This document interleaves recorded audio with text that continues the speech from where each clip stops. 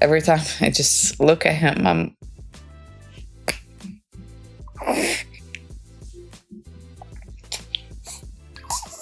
every time I look at him, I'm just like, nothing else matters, you know?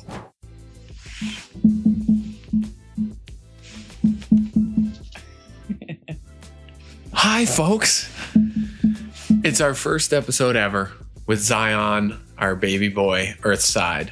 And we are very excited. We just spent the last little bit in our bed because this is day 5 postpartum. Yeah. Just telling the journey of our pregnancy that happened here in this bedroom, and we haven't left since. Yeah. So it was pretty incredible. We are just overjoyed to have a third person co-hosting with us going forward, and we hope you enjoyed the episode. We'll see you. What did you talk about? Oh. What did we talk about? We talked about how we are feeling. Talked about how we're feeling, some lessons we learned. We talked about our emotions. We talked about what excited us. We talked about like sleep deprived, clearly. Yeah, that shit is real. So this is about the most disorganized you'll ever hear a podcast. We hope you enjoy it.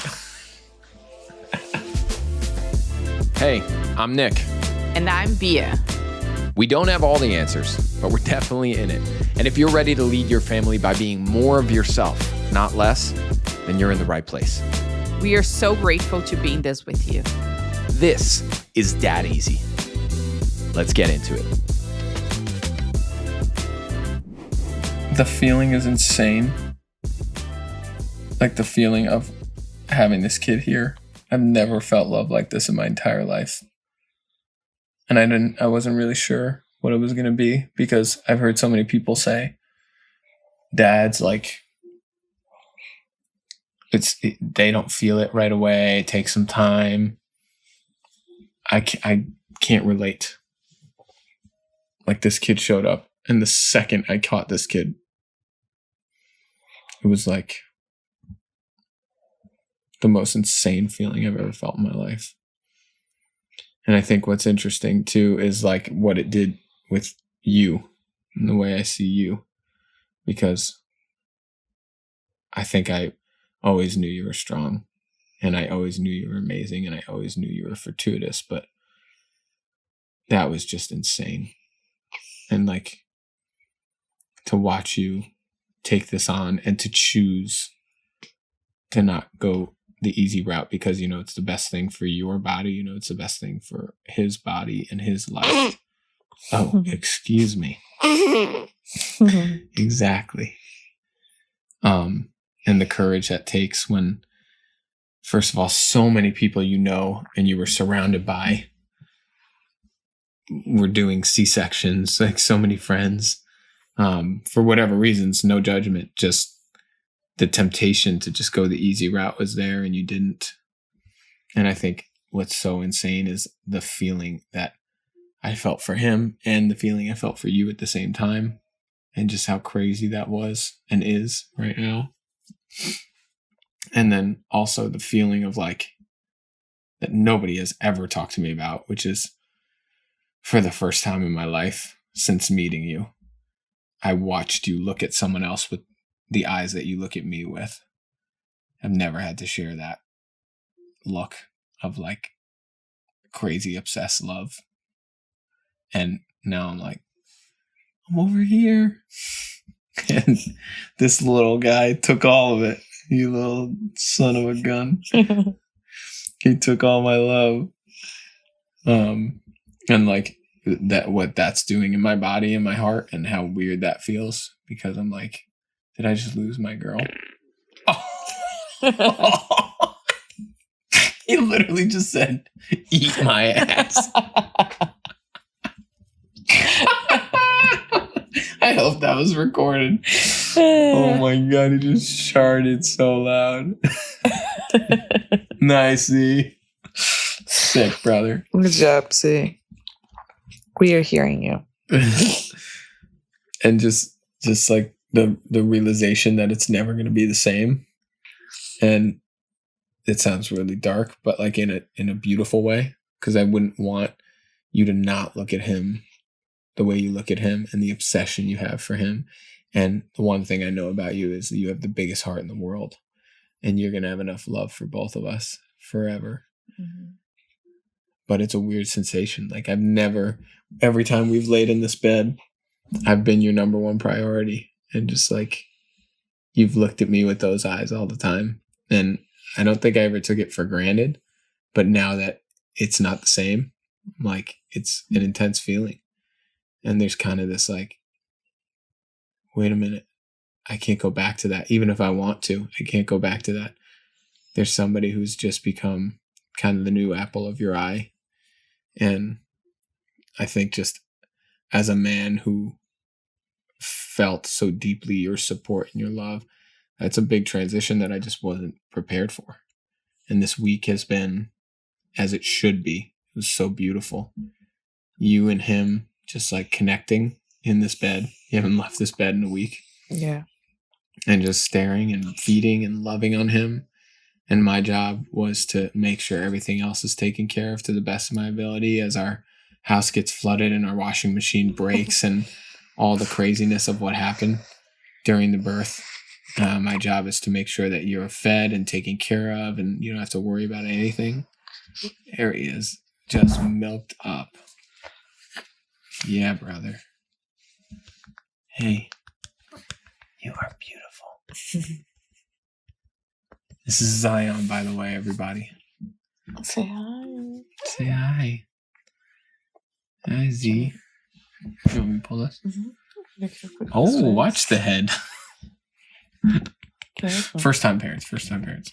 Do you need something under your arm?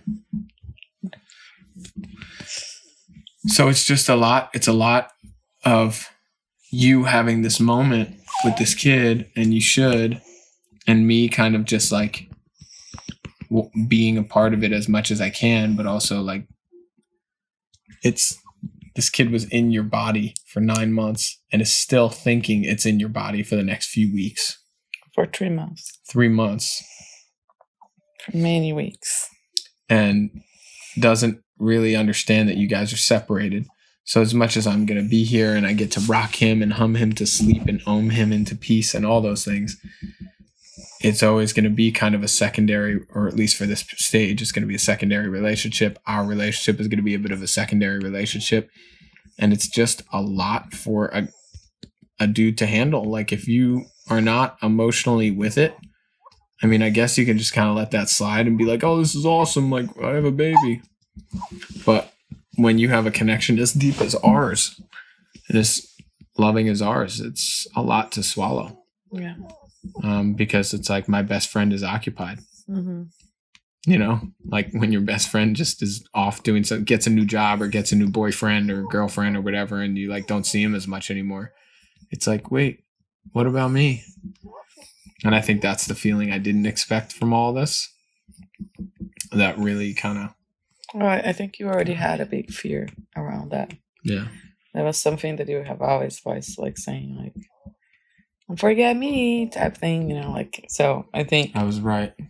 it's not that you were right. It's just that it's part of the experience, and I think that's a big part of you that didn't want this part of the experience, but it's normal. Everybody goes through that. It doesn't mean that it's going to be that forever. It's just like a readaptation, a new way of like navigating that for us, for both of us. Mm. Yeah. So swallowing that pill, that's been big this week. And I think just like, oh, his little sounds. I love it. And I think what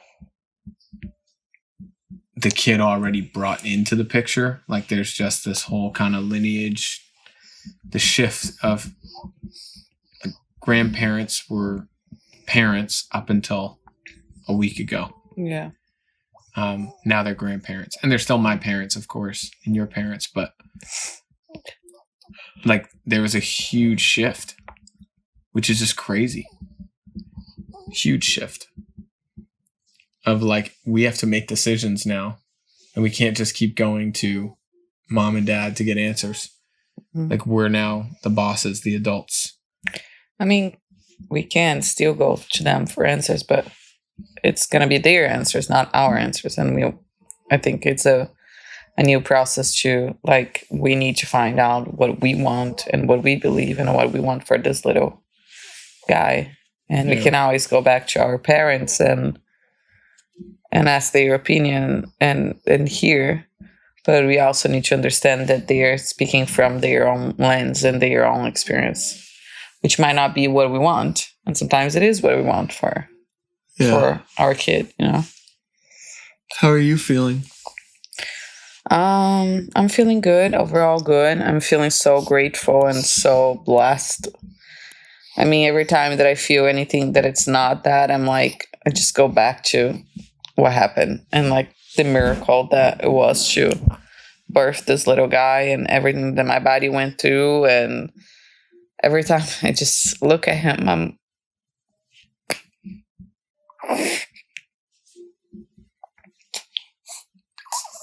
every time I look at him, I'm just like, nothing else matters, you know? It's like, I just want him to be safe and to be healthy and to be good. And all the rest we'll figure out. Yeah. It's going to be fine. And yeah, I'm just feeling so grateful and so blessed all the time. I think that's like I've been shifting between those two moments. Like that's mostly what I feel is these moments of like total obsession and like literally nothing else matters. And I'm like, nothing else matters. Like I have him and I have you and we have this and it's like incredible. And then the part that I think has been activating over the last day or two is like, oh God, provider mode. How am I showing up? What do I need to do? What do I need to set in place? Like, and that gets so in the way of just like having this time. And I really am understanding why paternity leave. I'm talking about a classic situation like ours, you know, where it's husband, wife, and like true paternity leave, like time to be at home. I thought I'd be able to like, I mean, I gave that idea up a little bit, but I thought I'd be able to kind of get some work in between. I mean, I go to look at the computer and I laugh. It took us a week to like set this up and I wanted to document like everything as much as we could. But just there's so much attention to be given to him. Yeah. And he doesn't do anything. He just kind of sits there and drools and stuff. But it's so perfect.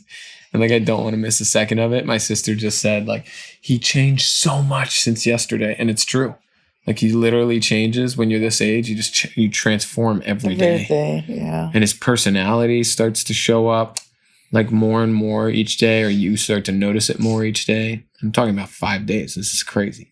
Like, so I feel that insane gratitude, like just overwhelming gratitude. And it was right before we like set the cameras up, like I put him in bed and in the bassinet, and I was just like, just lost it. Just started crying again. And every time I see him, I like have this moment and I just start bawling. It definitely has cracked something open. Yeah. Like just cracked something open that I kind of hoped it would, but. Mm-hmm.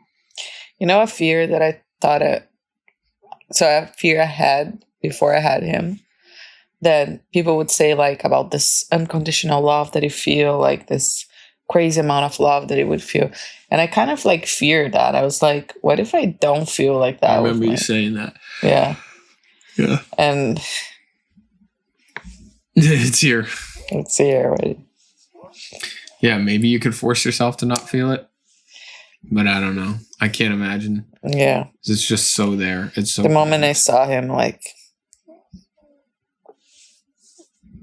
just the sweetest little thing. And the innocence and the like, I don't know if I've ever felt that feeling of like, I am nothing. I literally can't live without you. You know, you hear people say that and it's very cute and dramatic and whatever, like movies, you know, soap opera, whatever. But this kid literally can't function without her boobs, without her carrying him, without me. Just can't. like it needs caretakers. And I think that feeling of like the first night when we were home alone, I guess Victor was here, but Yeah. when I closed the door and I looked at you and I was like, it's just the three of us. It's like the new toy feeling. That's the only way I can describe it. It was like you got whatever you can imagine, the coolest new gadget toy thing like ever. It's even better than that. Multiply that times 1 billion and it's like here and it's yours and you just get to have it. And it's like you're staring at this kid because it's the greatest gift you've ever been given. And that's the other part too. Like when I think about your journey, and it's just that part always makes me stupid emotional, which is like, you gave me something I can never give myself. You know, like you sacrificed your body. You sacrificed your own mind at times. You sacrificed your whole life process so that we could do this. And I don't know if I can call my part of this a sacrifice so far. No, it was just a quick different type of sexual sacrifice. miracle, and then boom, and then I just waited. But the sacrifice, I think, comes in different ways and in different times. But wow, oh my gosh, it's like that part is intense, to just accept the gift from you. And I can't do anything. Mm-hmm. Yeah, I could buy you flowers, I could celebrate you, I can like whatever, which I've tried to do, but bottom line is you have to do all that work. How do you feel like the pregnancy was for you now that you're done? Looking back, I definitely don't have that feeling that people say like, oh, you're gonna miss this belly so much. I don't miss the belly yet. I miss having, and I knew that part I knew I would miss. I miss having him inside of me, like the feeling of like, I don't know you yet, but I know we are one, we are connected, but like nothing is better than that. Yeah. So it's like, I'm sure it will have a point in life that I will like look back and think like, oh, I miss so much having you inside of me and us being so connected. But I mean, having him here in my arms and looking at him, feeling him, smelling him, kissing him, it's so much better. So much better. So it's like, I honestly don't miss pregnancy. I'm grateful for it. When I look back, I think I had a great pregnancy. I was active most of it. I had very challenging things to navigate through pregnancy. My first trimester was really, really tough. I was very nauseated. And I had sciatic pain, which was really tough.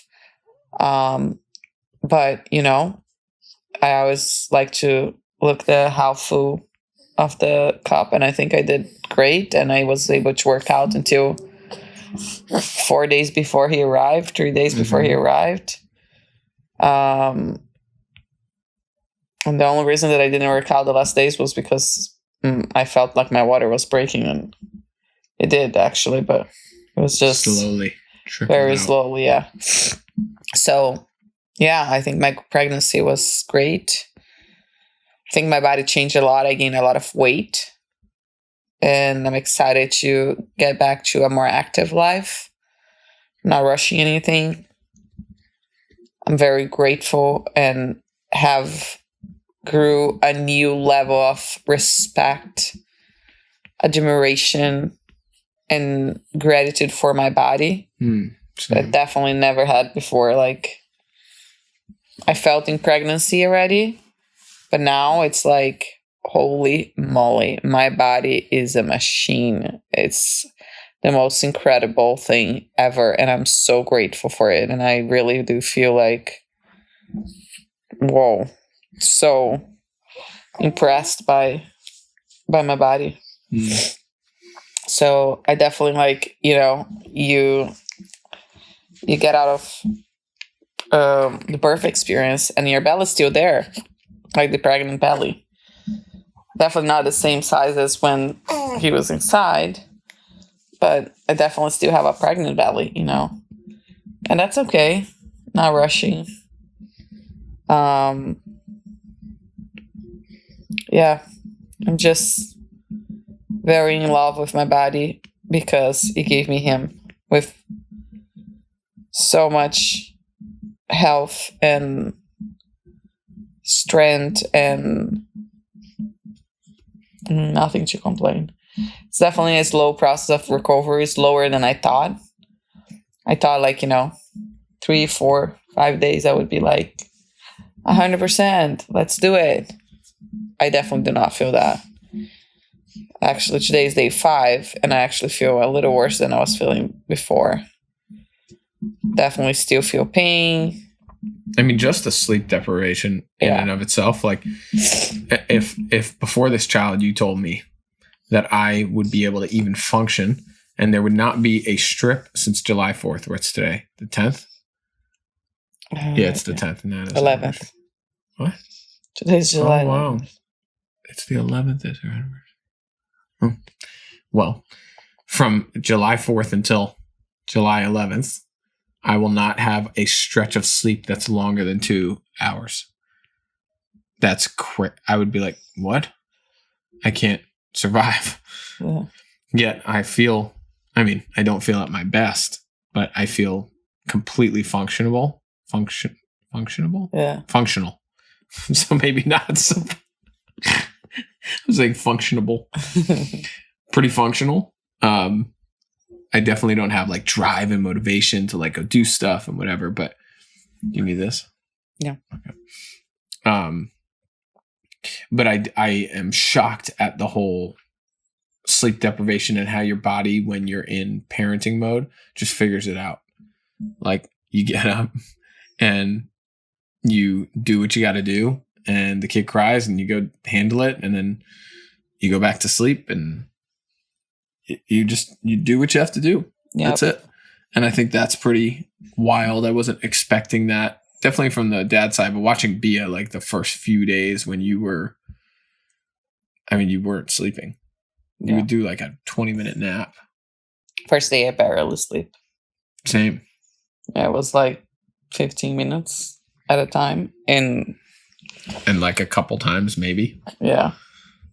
Because the thought is like, I don't want to miss a second, but also like, am I going to suffocate the kid? But also like, oh my God, my greatest new toy just showed up. There's like so much happening. It's adrenaline. And then the adrenaline wears off. And there was massive fatigue on like day 2, day 3. Yeah. For me. Yeah. And you were like bubbly still. And I was just like, my hormones are not doing the same thing yours are doing. And that was painful. And like, I think I'm starting to get back on my feet a little bit. But I definitely needed a week just to like, we're coming up on a week just to process, just to like mentally and emotionally process. I would walk outside with Ziggy and just like put my feet in the grass, just start bawling my eyes out, come back inside, hold him, bring him up to Bea, start crying again. It's just like a lot of processing. It's crazy. There's so much going on. And I think it's just stuff that nobody tells you, because maybe it's different for everybody. But wow, it is just cracking me open in so many ways. And I also feel way less. I think I wanted to like answer everybody. I had 250 text messages on like night number 2. Yeah. And had hundreds of like DMs and whatever. And I thought I'd be good to just like get back to everybody. I still have 180 text messages on there. It's not that I don't care. It's just like, it's okay. Like, people understand. No, totally. But it's just, the point is, you just get so present with what's going on. Yeah. And that's what a blessing. Yeah. To just be here and like watch Bea. It is interesting. We haven't really talked about. I feel like something clicked. Like the second you had the baby. I don't know if you notice it. Like a motherly instinct turned on. Where there's this thing that moms do. There's like a I don't give a fuck type of energy from moms. to a certain extent. Every mom is different and whatever, but there's this like, when it comes to my kid, like nothing, kind of like, okay, whatever you're talking about, great. I have my kid. Like my kid is just top priority. It's just the most important thing. Everything else is just kind of like secondary and like, don't worry, whatever. It is what it is. And I thought that that would be something that is built over time and like growing relationship with the kid. The kid means something to you. I mean, you literally were in the tub, birthed the kid. I'm holding the kid. You turn over, you put the kid on your chest, go, oh, that was a hard one. And the way that you just held him and the way that you like, I don't even know how to explain this. It sounds crazy. No, I do feel that. I do feel like you shift. Before this, it was like, you know, your boobs were out a lot and there were cameras and whatever, and you would be like nervous, you know, or like, oh my God, did we get water on the carpet? Or like the whole house flooded, our whole entire house flooded because they were pumping the water out of the tub that we put in our bedroom, and the hose. With all my placenta, blood. It was like the vagina pool, like filled with. Stop saying that. Sorry. Cut that out. Cut that out. It was a pool where we birthed a child. Yeah, with all the blood from the placenta and the whole like everything. Experience. Yeah. And we were pumping that water out, and they were pumping it into our guest room bathroom, and the hose fell out and it flooded the entire house. Literally. It's like in our house's carpet. And it's like under the carpet, and then it goes through the ceiling, and it's pouring through the ceiling, and then it goes into the smoke detectors, and the smoke detectors are going off. Fire alarms going off for 30 minutes. This is in the first hour and a half of Zion's life. What a savage, causing problems. And all this is happening, and like Bea's energy was just like, just chilling. Like you just didn't have a care. And true. Normally you'd be like, oh my God, you know, like, what are we going to do? Like, are they going to get, you'd be worrying about the landlord, and you'd be worrying about paying for the carpet thing, and you'd be worried, and you just were zero fucks given. Yeah. And that's kind of gone throughout the whole week. It's like, even things where I would say something, I don't know how to explain this either, but like I would talk about something, and you would give me the time of day to like talk about it with me and be like, why are you feeling that or whatever? And it would be like something that you'd sit and get curious about. You're like, whatever. And I don't mean that negatively. It kind of sounded negative, but you just don't care. Like, and it's mom mode. It's like, what do I got to focus on? I got this. Like, I don't need all that other stuff, whatever. So I think that's it's just like a new level of like, things will figure out. Like, this is the most important thing. And my only role and task and focus and presence is in making this thing grow. This little thing that just smile at me, and the rest. I mean, the rest is the rest. It will be figured out. You know, not worth it. The stress, the worry. I mean, God just showed up in such a big way for me. Jeez. And everything just went so perfect. I'm like, I have nothing else to ask. I just surfing the wave as I was during birth, and I'm trusting that things will work out perfectly. Yeah. Yeah, it definitely Is he laughing? It looked like it was. That was hilarious. It was. I do think, man, we've been sitting with this is like a whole nother topic, but we've been sitting with our midwife quite a bit leading up to this, we'll definitely have her on the podcast because she is so epic. And she has guided us through so much of this. But I think one of the things we were having a deep conversation about was just how birth is such a microcosm of so many greater things. Yeah. And like so many lessons come from birth. Like infinite lessons. And I think so much of what we've been struggling with lately, you know, around money, around work, around purpose, around drive, around all this stuff. The birthing process just shed so much light on all of that and reminded me of what I think we're designed to be focused on, which is the truth of life. Like things just, there's so many lessons. Like there's so many synchronicities in the. What do you think was like the biggest lesson that you learned from the birth experience and for this from this week?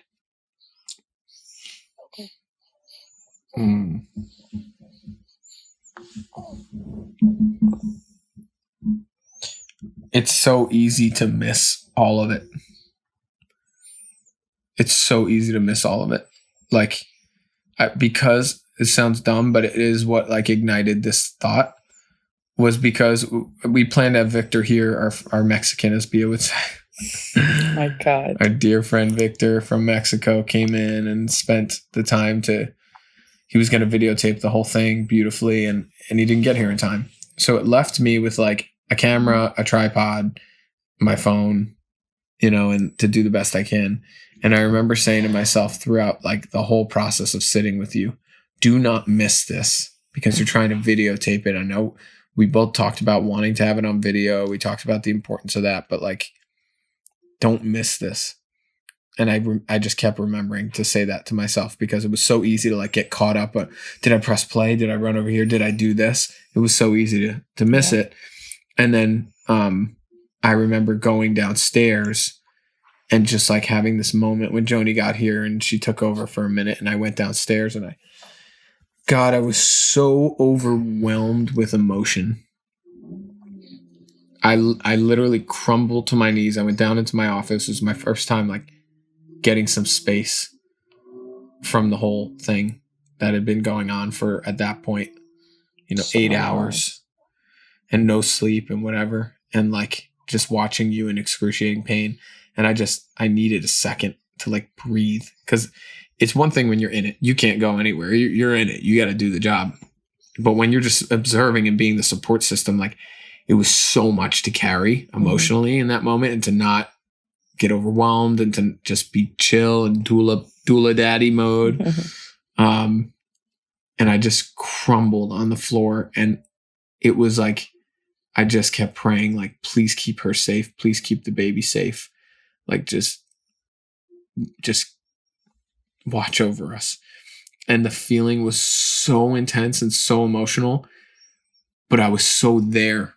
It felt so good to feel the intensity of that. Like the fear that I was feeling, like the nervousness that like, God, I didn't feel like anything was going wrong, but just like scared hearing the pain you were in. And like, I'm laying there praying like on the floor and hearing, like screaming at the top of your lungs. And just, that moment was scary, painful. I didn't know what I was doing, so I was confused, worried. Were you not afraid of like missing him? Like, no, I knew it wasn't happening. It was right. It was like 10 minutes after she got here. I knew you had an hour or two more at least. I'm a doula, so. No, I just remember like in one moment, because I noticed that you were not there. I noticed that you were always like kind of like crying face. So I was like, he's probably taking a break to cry and to have his moment type of thing. And I remember having like this little thought of like, what if the baby's born and he's not here type of thing? No, I was, and Joni would have yelled my name. For sure. Like. Should have got you. But I kept looking and checking with her or whatever. And she encouraged me before we started the journey. She said, you will have to know when it's time to get outside, go put your feet in the grass, like ground yourself. So I really intended to go outside and just like physically ground myself. But I really couldn't. I couldn't leave the house. I felt like I just couldn't leave the house. And I just went to, my space, and I just prayed, and I got down on my knees. And the point being, it was so powerful to just feel the presence of all that I was feeling. There was nothing to fix. There was nothing to change. There was nothing to adjust. It was just being there. And it reminded me that like life is giving me what it's giving me right now. And that's perfect. That was like a microcosm of that story. Because the last few months have really found myself wishing things were different in certain areas. The areas that I'm like struggling the most with. Like, it should look different. I should have different results here. I should be feeling different. It should be looking different. I should be getting different things. And in that moment, there was nothing to be changed. And it was just, I have what I have, and I pray that what I have is right and good and just and whatever. And I just prayed. And like that feeling of accepting what was allowed me, it cracked me open. It fucking cracked me open. Mm-hmm. It was so intense. So then when I came back upstairs, like I was just in it again, surrendered. I can't do anything. I can't fix anything. I can't make it better. I can't make it less painful. But it felt so good to be in it. So it reminded me, like, you know, when I get back to life, don't go back. Don't go back to that. Go into it like whatever I'm experiencing, I'm in it. I'm in it. And that's awesome. That's awesome. It's okay that it sucks. It's okay that it hurts. It's okay that it's not what you want it to be. It's okay that you're not making the money you want. You don't have the job you want. You don't have the business you want, whatever. You thought you'd be in a different place at this time in your life. Whatever your story is, great. But it just felt good to be in it. I think that was like the biggest lesson for me that applies to this moment in my life. That is a great lesson. I hope you continue to integrate that. Yeah, maybe not. Maybe I'll just go run away with my baby. No. Just forget about it all. Oh my God, he's so far. And his smell. Mm-hmm. What was your biggest lesson from the birth? Oh.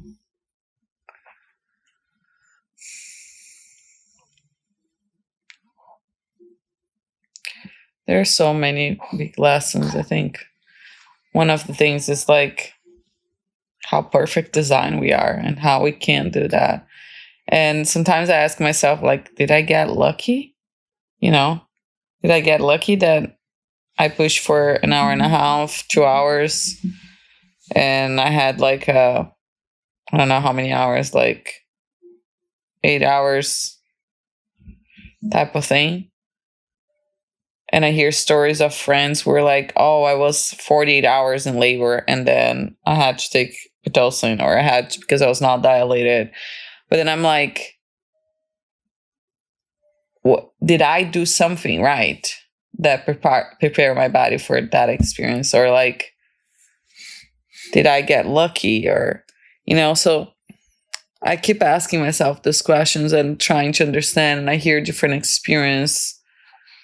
And one thing that I'm certain is that our body can do it. Our body is designed to do it. And I'm sure that there are things that contribute for a great experience, like good nutrition, water, mental and emotional support. And all of these are so, so important and contribute to the oxytocin levels that will support you to have a more faster, better labor. You know, sometimes I think about my sister-in-law, and she wanted to do naturally. She ended up doing a C-section, and she was 48 hours in labor. But I see that I was not there with her, but she was at the hospital. There's a lot of nurses checking in, doctors coming in and out. She and my brother were arguing through the process, you know, not good with each other. So like all of that contribute her. I'm sure that this contribute for her to not be able to do a natural birth and end up a C-section. So I think I did have a beautiful experience because I prepared myself for, and that preparation led me to learn that my body can absolutely do that. Yeah, and I also think that it was such a powerful signal of we get what we think. And we've diligently dialed it in that we're doing a natural birth, that we're doing it at home, that we're doing it in a way where it's going to be beautiful and it's going to feel incredible and this kid's going to be healthy. And I'm sure that this will like probably piss some people off who are like, fuck you, because that's not, you can't just think yourself into good results. And like, it's not just thinking. It's like the thinking led us to prepare, and then we prepare, Right. And then preparing makes you think you got it. And then preparing finds you in the room with the right person who has the right information for you. It's not just like woo woo. And I think that that's, again, a big microcosm of a bigger conversation, which is like the truth is what we think and what we believe and what we show up to shows up to us. And then back and forth and back and forth. And we started to manifest this like really incredible reality of what this birth is going to be like. And then this person shows up and that person shows up. And like, even to the point how Emmy showed up, like the lactation consultant, we had not prepared for that. We thought our midwife would be able to kind of just handle that. And she did to a certain extent, but then she was like, hey, I have this person who's really good. And this person just... She had a very similar experience that I had, which like that her baby didn't eat in the beginning. She was not able to latch. So I think it really, it's very good when someone has had the same experience that can help you navigate. So I didn't finish my lesson. So sure. I think that was one lesson. The other big lesson is like how strong he is. I was so trusting him. Like I really was so trusting him. I remember thinking like talking to him through the process. I remember just like having like this inner conversation with him saying like, I know you can do it. I trust you can do it. I trust my body. I trust you. So I think it was such a beautiful way of like really having this process with him and have him,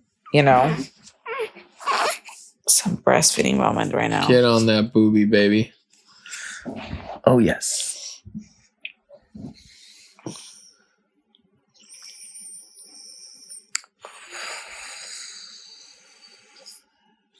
It still hurts.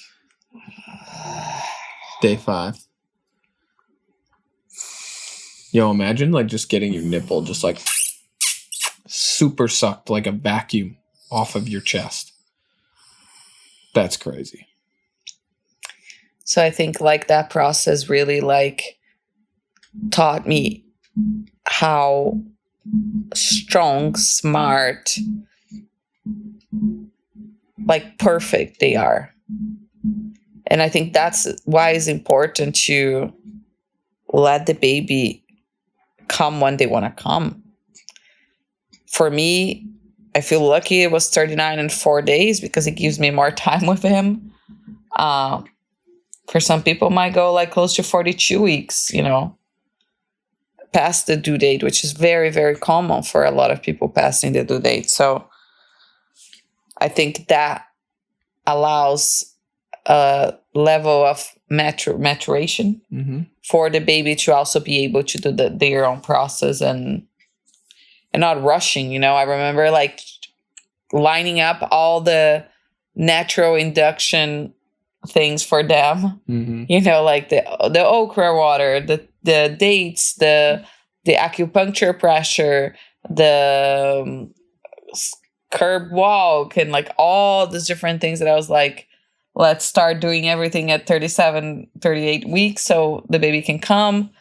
But sometimes when you try too much and you're pushing too much and you're really like wanting the baby to come and like creating that pressure for the baby, you're just like anticipating a process that they might not be ready to. It's different when you're like, over 41 weeks and you're like, okay, like maybe we can start like doing one thing here, one thing there to just like see if the body needs like a support. Which is not what we do. Most of us, we're just like we want to get it done, type of thing.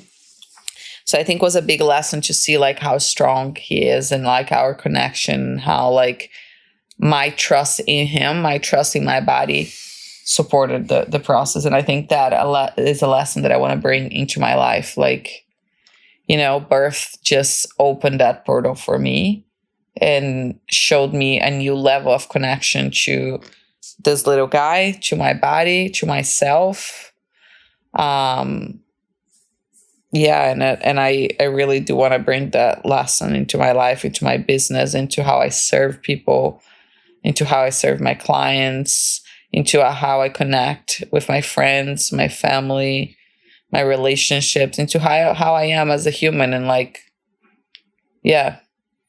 Yeah, because you did that beautifully. I think we both did, like not rushing it and not trying to make something happen that we wanted. I think we were like trying to wait a little bit. Yeah, we were actually doing the opposite. But I do think that is such an amazing metaphor and example of the beauty of life when you let it be life, because there was so much opportunity to, there's infinite ways to like induce labor nowadays. Yeah. Number one being just C-section. Just go get a C-section.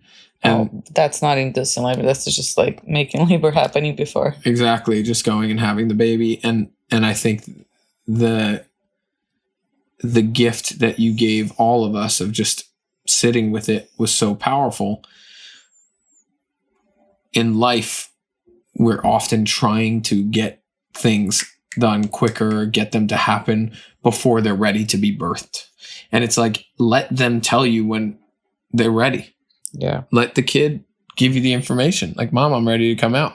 Let the business give you the information. Now, that doesn't mean you were sitting back and you weren't eating healthy. That doesn't mean you weren't getting rest. That doesn't mean you weren't doing the things to prepare for a good, healthy birth. When I look at that metaphor, it's like, it doesn't mean you don't work. It doesn't mean you don't train hard. It doesn't mean you don't show up to what you got to show up to. You do those things and you expect at some point that result's going to show up, but you trust that the result is going to be birthed when it's the right time. And I think a lot of us really struggle with that concept. No, I want it now. It should be now. I need it now. It's like, This birth story was like, no, let the child birth when the child is ready to be birthed. The end product has wisdom. Mm-hmm. This child has wisdom and knows. And again, metaphor, like the thing you're building or trying to get or trying to wait for, the relationship you might want, the money you're trying to get. Like, what if it was wise enough? What if it actually knew the right time for you instead of you demanding that it's supposed to be at a different time? How would your energy be if you believed that it's going to come at the perfect time? That's a fascinating question. What if every pregnant woman that a doctor or whatever could say, no, we actually are certain, without a smidge of doubt, scientifically proven, that your baby is coming at the exact time for its most healthy entrance into the world, for the best opportunity for you. Like, it's going to come at the perfect time. If we knew that, then would we be inducing? Yeah. Would we be pushing for labor to happen sooner? If we knew that our business was going to pop off at the perfect time, how would our energy be right now about how we're showing up? We'd be showing up excited with positive expectation. If we knew that partner was going to come into our life at the perfect time for us, how would we be right now? Would we be mad and angry, or would we be so excited because we're certain it's already arriving and we just know it? And I think that you were an incredible example of that. You just trusted that he knew when to be birthed. Definitely did. So you let go. There's just so much to talk about this, and I don't know where to stop. So I guess we'll stop here because I'm starting to get hungry. This was a great just sharing of like a post experience and just like sharing what we were feeling. Yeah. I had no expectation for this to be anything other than, I don't know if anybody will ever listen to this or care about it. And I'm so okay with it because I just want to have this for him. Yeah. To have this for us. Yeah. These last 5 days have been the most magical 5 days of my life. I'm so in love for you.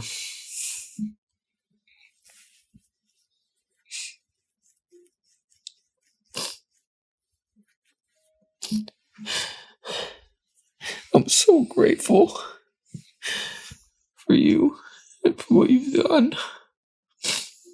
And for him and what you've given me. What you've given my family, the joy that my family has right now because of you. Because of us. Because of him. The appreciation I'm feeling for my life again, I've been missing. It feels like it's back.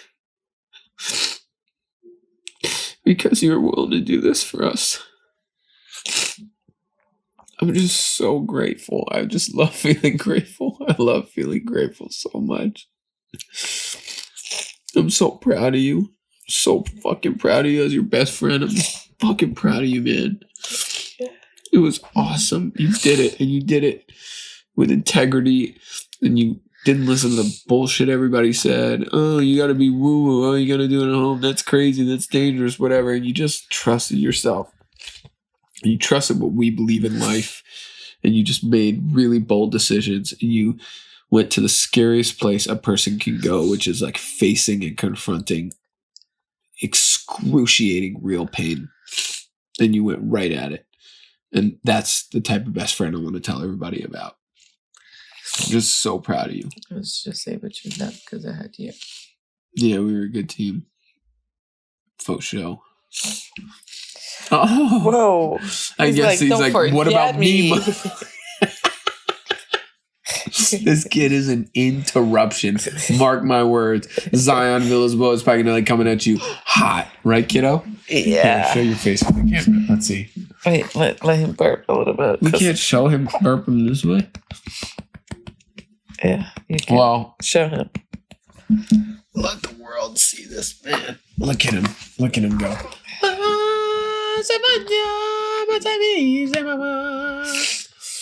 Oh, he's the best. He's so cute. Can't wait to have him on more podcasts. I think this is his first podcast. Yeah. Actually, yeah. Absolutely. Probably. You know, since he's been alive for 5 days. Y'all, if you listen this far, good for you. You're quite invested. We appreciate it. Yeah. I think I'm interested to see like where these episodes go as this journey continues. And this was a super, super selfish one. I guess they all kind of are, but